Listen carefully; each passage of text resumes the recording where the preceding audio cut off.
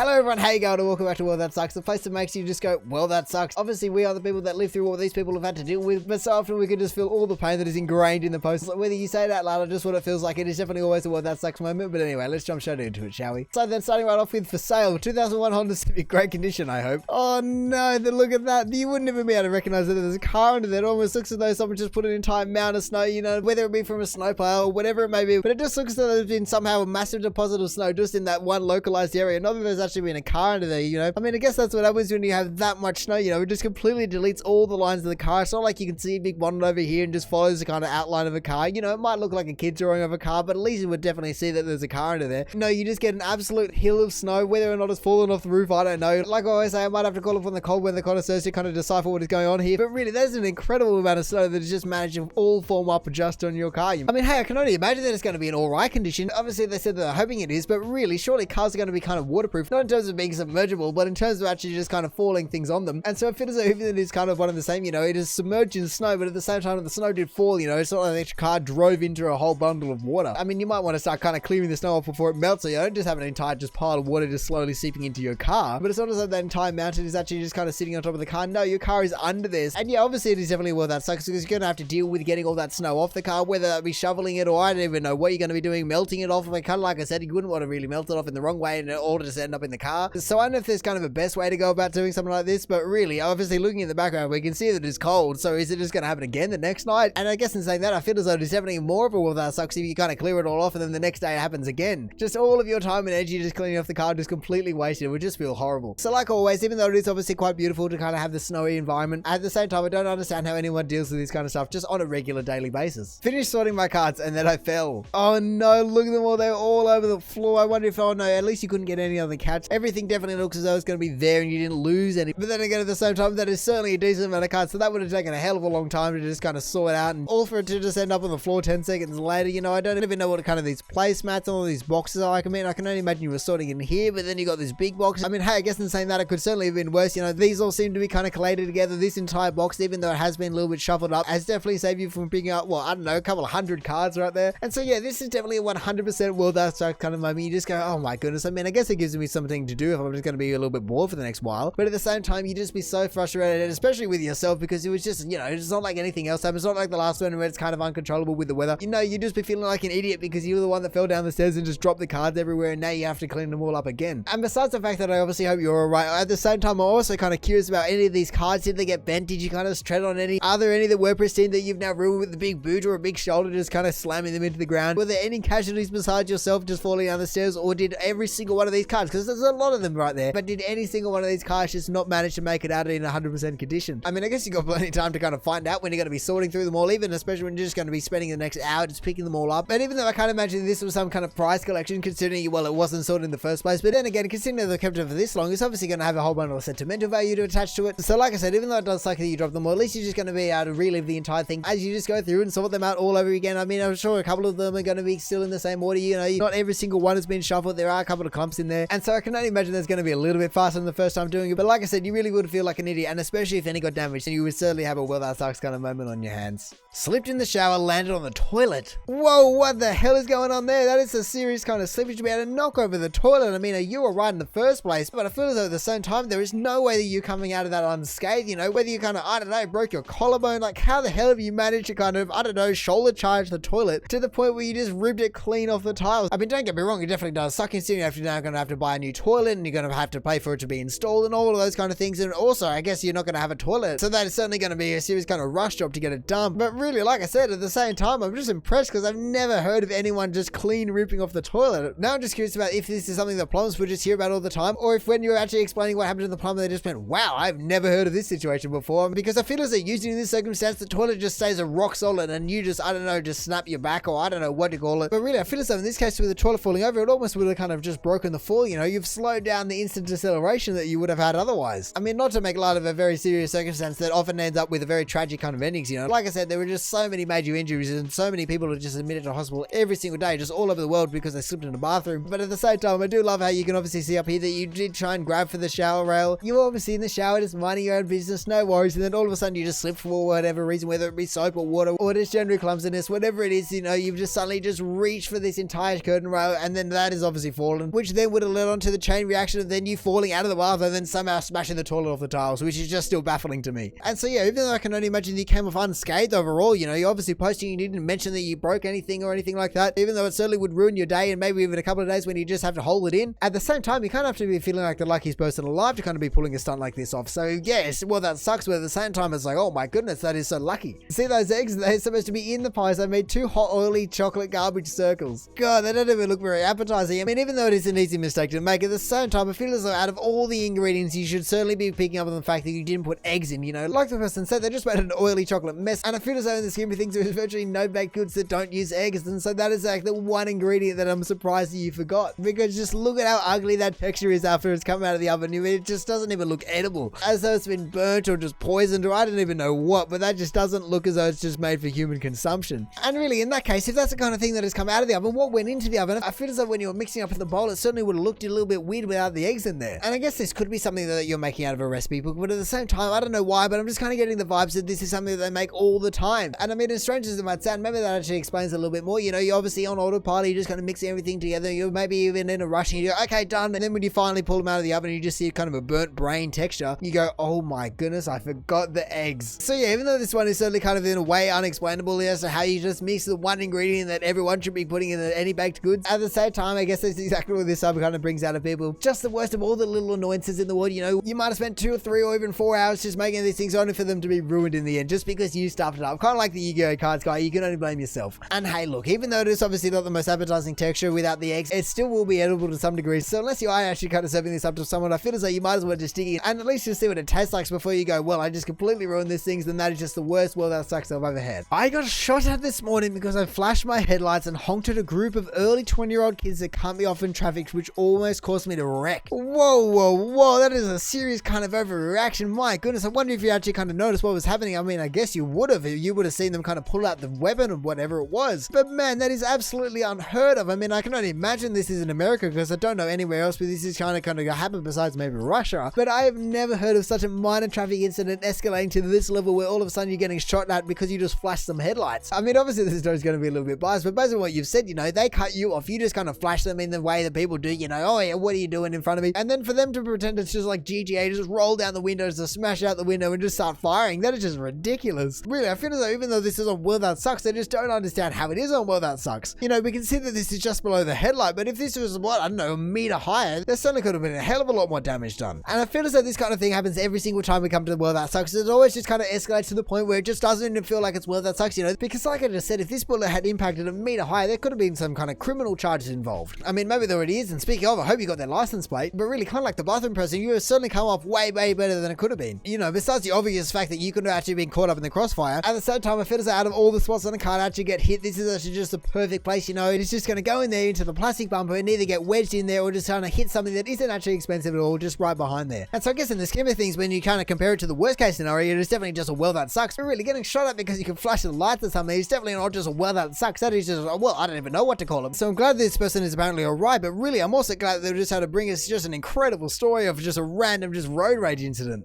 S21 Ultra in my wife's jeans versus my 18-month-old son's joggers. Alrighty then, we have a 2-part photo system. We'll check out what the 18-month-year-old looks like. But first of all, I just have to comment on what the hell is going on here, you know. There was just no way that that looks as though it can even be considered a pocket, you know. It is as though she's actually just purposely not putting it all the way in the pocket and actually just holding it on her hip. Because let's be honest, you should really be having at least half the phone in the pocket and just kind of feel as though it's secure. I mean, I know this topic is nothing new. I've heard a million times about how pointless women's pockets are. But it still doesn't cease to amaze me that every single time that I'm surprised about how pointless they actually are. But anyway, like I just said, everyone has seen an image like this before, so let's see what the 18-month-year-old has in store for us. Oh my goodness, look at that. That is incredible. It is almost as though you've just given him just a replica phone, just like this, but just a mini version, because you just look at how much phone is actually sticking out here. And if you kind of have a phone like this, you know what the dimensions are, so you can see actually just how massive it actually would be in this pocket, but it just doesn't look. It is incredible. Really, the amount of phone that is sticking out of his pocket is actually just half the amount that is actually in her pocket. And really, seeing a photo like this does nothing but reinforce the fact and the entire idea I have around just how pointless women's pockets are. It's like, why you even got to give them front pockets? I mean, the back pockets are generally used, I think, a little bit more, but why even bother putting a pocket there if it's going to be that little, you know? Just make it $20 cheaper and just kind of make it a fake pocket, for goodness sake. And so I guess in saying that, I hope your son likes this new phone, you know? She can obviously carry your son for 9 months, but carrying the phone, no, that is not allowed. But no, it is definitely Well That Sucks, and really, it just doesn't make sense. Why does Well That Sucks? There is no reason why it should be a Well That Sucks, and it still is. Also, thinking about it now, it's kind of a weird post because we're living through the eyes of the husband. You know, in the scheme of things, this guy isn't affected at all. He just gets to sit back and watch. But hey, I guess what it means that your son can now be a pack mule and your wife will never need to carry a phone again. It's just that easy. Sitting here for over an hour waiting to be interviewed. Whenever I hear about something like this, all I can think of is the fact that they're actually just testing, you know, did you kind of just get out and walk out after 20 minutes, or did you just patiently sit there waiting, you know, just waiting to be interviewed, and just kind of testing your personality, you know, just testing your mettle, just how patient you are, just all of those things that employers often look for, you know, no lies in the resume or anything like that. This is just straight up, did you pass or did you fail? I mean, hey, it definitely sucks that you were waiting there for an hour. You also wouldn't really want to be on your phone in case they just walked in at any moment and looks like you're bored or anything like that. So perhaps you just kind of stared around the room for an hour just wondering when they were going to turn up. That's if they even did turn up at all. I mean, I guess you did say they're waiting to be interviewed, but maybe you didn't even end up getting interviewed. You know, in any professional capacity, an hour late is certainly generally deemed that it's just not acceptable. But hey, I guess when you're the boss, you know, you weren't late, the other person was just early. Also, the more I look at this photo, the more I can just imagine the entire room and just how bland and dull and bleak that entire room is. Like I said, you would have been looking around the room for an hour, but there was just going to be nothing to look at besides just brown on brown on brown. And really, from the perspective of the company, it doesn't make sense to this. You know, you might have had a very, very keen kind of person that's applying for the job, and then all of a sudden they're going, well, I don't want to work here anymore. They obviously aren't punctual, they obviously don't care about their staff, and just all those kind of things. So just don't hope you started on the right foot. But hey, I guess regardless of whether you took the job, got interviewed or not, it just really doesn't matter in the scheme of things. Overall, even though it certainly would have been kind of a painful experience to go through, at least you kind of would have learned some kind of lesson out of the entire thing, or hopefully at least you're able to take something out of it, you know, whether or not you like the company or whether or not you're going to take a different approach to interviewing next time, whatever it may be. At least in the scheme of things, it's fairly insignificant. You know, you set aside an hour to kind of go on a limb and it got wasted. Well, I guess that's the worst thing that actually happened to you. So really, unlike some of these people that just smashed their toilet or just got their car shot up, I feel as though in the scheme of things, this one isn't too bad. And so now finally, at the top of the mud for Well That Sucks, we have my new $2,000 Asus G15 was destroyed when the person in front of me leaned back. I took this video after everyone else left. Oh no, this poor person. We're gonna see. Yeah, look at this. Here we go. We got a video, but let's see what's gonna happen. Oh my goodness. Oh, it didn't even realize it was gonna be on an aeroplane. I mean, it serves you right. So from what I've heard, you just shouldn't be traveling domestically, let alone internationally, just anywhere else in the world besides Australia. But no, you can just see the bend that it's taken from the person leaning back. And I mean, it's not their fault, you know. Contrary to popular belief, people are actually allowed to recline their seats, but you can just see how perfectly it would have caught it, and just absolutely the entire person's body weight or just back weight would have just snapped the laptop in half. You know, really, once again, even though it is obviously a Well That Sucks, it just actually should be escalated to another level. There should be just another subreddit. I don't know what it is, but just another subreddit that is devoted to the best, or I guess just the worst of the Well That Sucks. Because like I said earlier in the video, just every single time we get to the top post of the Well That Sucks from the month, I just don't ever really consider them to be the Well That Sucks anymore. They're just absolutely kind of just devastating, you know. From, I guess, well, actually not really like the last person, but that one I feel as though it definitely was just a Well That Sucks. But for this person to lose a brand new $2,000 laptop just on an aeroplane from nothing they could have done about it, so I really do feel as though things like this should be more than Well That Sucks, you know. Maybe something along the lines of Well That Sucks, but just with a few more swear words in there, you know, just to kind of really drive home the point that you're just absolutely infuriated by the thing. And so besides that, I really don't know what else to say about this one, because it would have been so sudden and it's so out of your control that it's just like, oh my goodness, there was just nothing I could have done. I mean, I guess maybe I'm being a little bit too hopeful here, but maybe you actually got a little bit of, I don't know, warranty or something just covers it, so you don't have to just, I don't know, buy a new one. Also, I've just seen that there was an arm through there, and there's also a person standing here, so maybe the flight attendants to come over to kind of help you work something out, you know, whether the airline helps you out, or I don't know what it would be. But then again, who am I kidding? An airline being generous at it is never going to happen, especially not in current days. So yeah, I guess we just end up back where we were before, just obviously agreeing that it's definitely Well That Sucks, but just kind of one tier above. But anyway, that is going to do it with the top of the month for Well That Sucks. So thank you for watching. If you did enjoy this video, feel free to do the YouTube and little things down below. Let me know if you had a favorite post out of any of these, or maybe you're just picking one that you just fingers crossed just doesn't happen to you ever. Other than that, we check out awesome posts all over Reddit, so make sure you check some of the other videos out now, or maybe you just want to consider subscribing so don't miss another one of these in the future. But all in all, have a good one and see ya.